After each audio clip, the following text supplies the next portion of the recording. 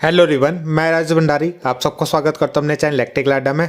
आज जो मैं आप सबके सामने जो नेक्स्ट वीडियो लेके आऊँ वो लेके आऊँ क्लास 12th की जो केमिस्ट्री है। ठीक है, तो जैसा कि आप लोगों को मैंने कल एक वीडियो में फिजिक्स के ऊपर एक वीडियो बनाई थी कि किस तरीके से आप लोगों को फिजिक्स की तैयारी करनी चाहिए। ठीक है, जो आगे बचे हुए आपके 4-5 दिन है उसमें किस तरीके से आप लोगों को फिजिक्स जो है पढ़नी चाहिए, मैंने आपको लोगों को एक स्ट्रेटेजी बताई थी। ठीक है, तो बहुत से बच्चों के कमेंट आ रहे थे केमिस्ट्री के लिए भी और मैथ्स के लिए भी। ठीक है, तो इस वीडियो में जो है केमिस्ट्री के ऊपर मैं आप लोगों को वीडियो बना रहा हूँ, केमिस्ट्री के ऊपर वीडियो बना रहा हूँ। फिजिक्स के लिए मैंने आपको बताया था कि 16 तारीख तक आप जितने मैंने इंपॉर्टेंट चैप्टर बताए थे वो चैप्टर आप लोग कर लो। ठीक है, इस जो जो इंपॉर्टेंट चैप्टर थे, जो जो टफ चैप्टर थे वो मैंने आप लोग को बता दिए कि आप लोग उन्हें 16 तारीख से पहले कर लो। क्यों बताया था कि 16 तारीख से पहले कर लो?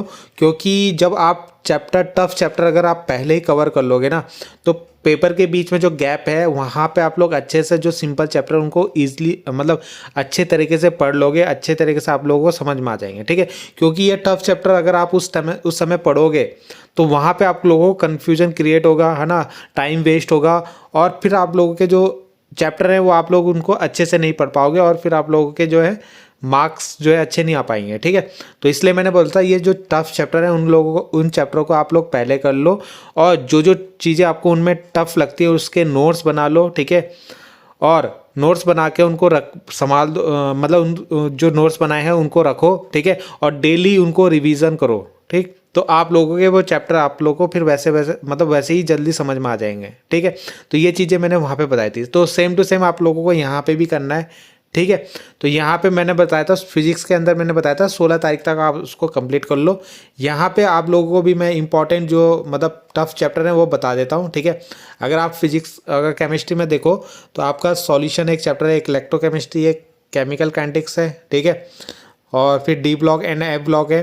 तो यहाँ पे जो मैंने ऑरेंज कलर में करा हुआ है ये चैप्टर आप लोगों ने देखे होंगे आप लोग अपनी बुक में। ठीक है, तो ये जो चैप्टर है ये चैप्टर आपको सबसे पहले कंप्लीट करने हैं। 5 चैप्टर हैं ये आपके। ठीक है, 1 2 3 4 5 जो सबसे टफ हैं, क्योंकि इनमें ही बच्चों को कन्फ्यूजन होता है और इसी में बच्चे जो हैं सबसे ज़्यादा अटकते हैं। ठीक है, बाकी जो चैप्टर हैं वो ज़्यादातर थ्योरेटिकल है ना, न्यूमेरिकल भी हैं ऊपर वाले चैप्टरों में, है ना, स्टार्टिंग वालों में, मगर थ्योरेटिकल इसमें से ज़्यादा आ जाता है ये जो बाकी जो चैप्टर हैं। ठीक है, तो इन चैप्टर से थ्योरी भी आती है और रिएक्शंस भी आती है, तो और ये जल्दी से बच्चों को समझ में भी नहीं आता है। ठीक है, तो इन चैप्टरों को आप लोगों को क्या करना है, कम पहले क्या है करने हैं। ठीक है, आप लोगों के पेपर जैसे 21 या 22 से स्टार्ट हो रहे हैं, तो उससे पहले आप शायद जैसे हिंदी इंग्लिश का जो भी पेपर होगा आप लोगों का, तो 18 तारीख से तो वो पढ़ना स्टार्ट करोगे। 18 19 20 हो गया ना, 21 3 दिन उसके लिए हो गए।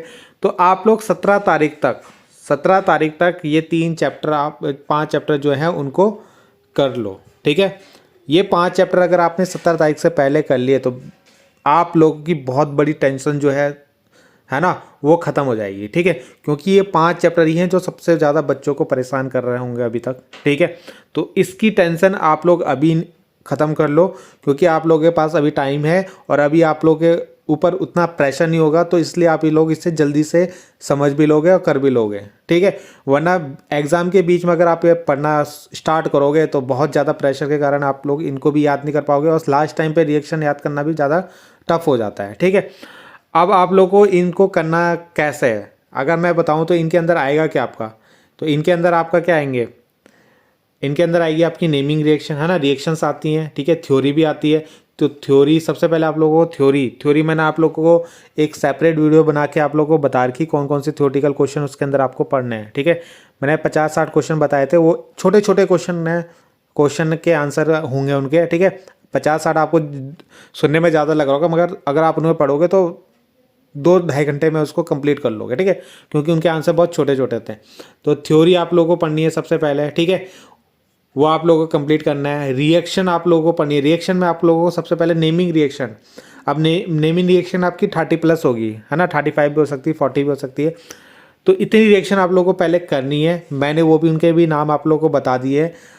आप लोगों को कहीं और से देखना है तो वो भी आप लोग देख सकते हो, बुक से देखना है कहीं से भी। तो ये जो भी जितनी भी नेमिंग रिएक्शन होंगी, नेमिंग मतलब साइंटिस्ट के नेम पे जो होंगी रिएक्शन, ठीक है, वो आप लोगों को कंप्लीट करना है। अब नेमिंग रिएक्शन जब आप पढ़ने जाओगे तो ऐसे नहीं कि आपको केवल रिएक्शन याद करनी है। ठीक है, रिएक्शन के साथ साथ आपको ये भी याद रखना है कि वो क्वेश्चन किस किस तरीके से पूछ सकता है। मैंने आप लोगों को बताया था, एक तो वो साइंटिस्ट के नेम पे पूछ सकता है, या इस तरीके से आप लोगों को बोल देगा कि जैसे मान लो आप लोग मान लो क्लोरोबेंजीन से आपको फिनॉल बनाना है, या क्लोरोबेंजीन से आपको बेंजीन डाइजीनियम से क्लोरोबेंजीन बनाना है, ठीक है।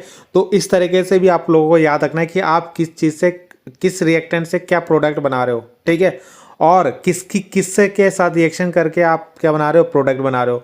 तो दोनों तीनों तरीके से आप लोगों को रिएक्शन पढ़नी है। क्यों पढ़नी है?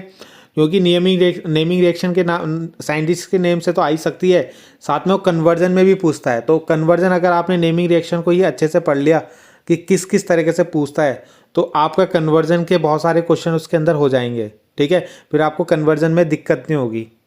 तो और तीसरी चीज़ आपको ऑक्सीडेशन और रिडक्शन, जितने भी ऑक्सीडेशन और रिडक्शन वाली रिएक्शन है, चाहे वो एल्डिहाइड की बात करें, चाहे वो कीटोन की बात करें, ठीक है, चाहे कार्बोक्सिलिक एसिड के अंदर बात करें, सारी की ऑक्सीडेशन और रिडक्शन आपको कंप्लीट करनी है जितनी भी होंगी। तो अगर आपके एग्जाम में 10 रिएक्शन आएंगी तो 10 में से अगर आपने नेमिंग रिएक्शन और ऑक्सीडेशन रिडक्शन कर लिए, है ना, तो यहाँ पे आप 6 से 7 रिएक्शन आप अपने अटैम्प्ट कर लोगे 10 में से, ठीक है, अगर आपने ये दोनों चीज़ें कर ली। बाकी बचती है कन्वर्जन, तो कुछ कन्वर्जन यहाँ से आपकी बनेंगी, कुछ ऑक्सीडेशन रिडक्शन से बनेंगी, ठीक है। जो मैंने आप लोगों को बहुत बता भी रखी है, कुछ वो आप लोग कर लो, ठीक है। बाकी आप लोग अपनी बुक से या जहाँ से भी आप लोग कर सकते हो, ठीक है। तो पहले आप लोग उनको कर लो, ठीक।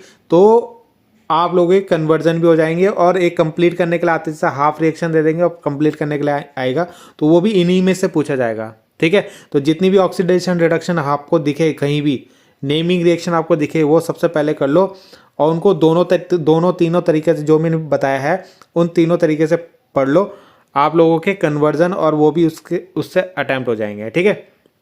भी आपके कोऑर्डिनेशन कंपाउंड, वहाँ पे आपको आईपीएसी नेम सीखना है, ऑक्सीडेशन नंबर निकालना सीखना है, ठीक है। वो पैरामैग्नेटिक डायमैग्नेटिक कैसे निकालते हैं, कलर आयन कैसे शो करते हैं, है ना, वो उस तरीके के क्वेश्चन की प्रैक्टिस कर लो, ठीक। तो ये सब आपको 17 तारीख से पहले कंप्लीट करना है, ठीक है, या 17 तक आपको ये कंप्लीट करना है। उससे क्या होगा, आपकी जितने टफ चैप्टर हैं ये सारे आप लोग के हो जाएंगे। अब नेमिंग रिएक्शन जैसे है 30 है, अब 30 आप एक दिन में याद नहीं कर सकते इसको, आप इसको 10-10 में डिवाइड करो, 3 दिन में आप लोग 30 रिएक्शन कर लोगे, ठीक है। 30 दिन में इसको डिवाइड मतलब 3 दिन में इसको डिवाइड कर लो। पहले दिन 10 रिएक्शन, दूसरे दिन फिर 10 रिएक्शन। जब जब दूसरे दिन रिएक्शन करने जाओगे तो पहले वाली जो रिएक्शन है उनको भी रिवीजन करो, ठीक है। आप लोगों को देखो रिएक्शन कैसे पढ़ोगे, लिख के, जितना आप इनको कॉपी में लिखते रहो, दिन भर बैठ के लिखते रहो। एक बार बुक से देख के लिखो, एक बार बिना बुक के देखो, बस इनको लिखते रहो। आप लोगों की कम से कम जो आपकी रफ कॉपी होती है, मान लो 10-20 रुपए वाली, वो कम से कम 4-5 भरनी चाहिए, इतना आपको इनको लिखना पड़ेगा, ठीक है, तब जाके आपको ये याद होंगी। तो आप लोगों को कॉपियाँ भरनी है आप घर में बैठ के, ठीक है, लिखते रहना, बस लिखते रहना रिएक्शंस को। कहीं पे भी घूम रहे हो, छत में घूम रहे हो, कहीं पे भी घूम रहे हो, बस ये दिमाग में रिएक्शन आपकी आनी चाहिए, तब जाके आपको ये रिएक्शन याद होंगी एग्जाम के लिए, ठीक है। चाहे वो नेमिंग हो, चाहे कन्वर्जन हो, कुछ भी, ठीक। तो इस तरीके से आपको इनको पढ़ना है। तो अगर आप लोग ये 17 तारीख तक ये चैप्टर कंप्लीट कर लेते हो, अगर आपके पास और टाइम बचे तो इनके न्यूमेरिकल भी आप प्रैक्टिस कर सकते हो, जैसे सॉल्यूशन चैप्टर के हो गए, इलेक्ट्रोकेमिस्ट्री के, इनके ऊपर भी मैं वीडियो बना दूंगा किस किस टॉपिक से आपके न्यूमेरिकल बनेंगे, ठीक है। तो ये भी आप लोगों को कल तक मिल जाएंगी, ठीक है, कौन कौन टॉपिक से आपके न्यूमेरिकल आपके बनेंगे, ठीक है। तो ये भी आप लोग कर सकते हो, वरना अगर आप नहीं कर पाओगे तो ये आप एग्जाम के बीच में, या आपने पढ़ा भी होगा थोड़ा बहुत, तो वहाँ पे आप लोग इसको कर सकते हो, ठीक है। बाकी डी ब्लॉक के अंदर आप लोग ऑक्सीडेशन कैसे निकालते हैं, है ना, सॉरी, ऑक्सीडेशन किसकी मैक्सिमम होती है, किसकी मिनिमम होती है, वो आप लोग याद कर लेना। कलर्स कैसे कलर आयन क्यों शो करते हैं, डी ब्लॉक वाले, एफ ब्लॉक वाले, है ना, कौन कौन करते हैं, इस तरीके से आप इनको याद कर लेना। क्या रीज़न होता है, मैग्नेटिक नेचर कौन शो करता है, क्या रीज़न होता है, ऐसी कैटालिटिक प्रॉपर्टी, ट्रांजिशन, कौन ट्रांजिशन एलिमेंट होते हैं, कौन नहीं होते हैं, ठीक है। इस तरीके से कोई क्वेश्चन जो होते हैं वो आप लोगों को प्रैक्टिस करनी है। लास्ट में बायोमोलिक्यूल्स रह जाएगा, तो ये तो आपका थियोटिकल है, ठीक है, आप लोगों ने थोड़ा बहुत पढ़ा भी होगा, या वरना इसको नोट्स से पढ़ लेना, आराम से हो जाएगा, ठीक है। तो ये जो चैप्टर है इनको आप अगर टाइम मिले तो इनके न्यूमेरिकल्स की प्रैक्टिस कर लेना, बाकी थ्योरी ये जो है या एग्ज़ाम में जो गैप है उसमें भी याद कर सकते हो, ठीक है। तो तब आपको, जब आप लोग वो चैप्टर कर लोगे तब ज़्यादा प्रेशर नहीं होगा, तो आप इसको आसानी से याद भी कर लोगे, ठीक है। तो ये चीज़ें थी। बाकी आप लोगों को कैसी ये वीडियो लगी है वो भी कमेंट कर लेना आप लोग।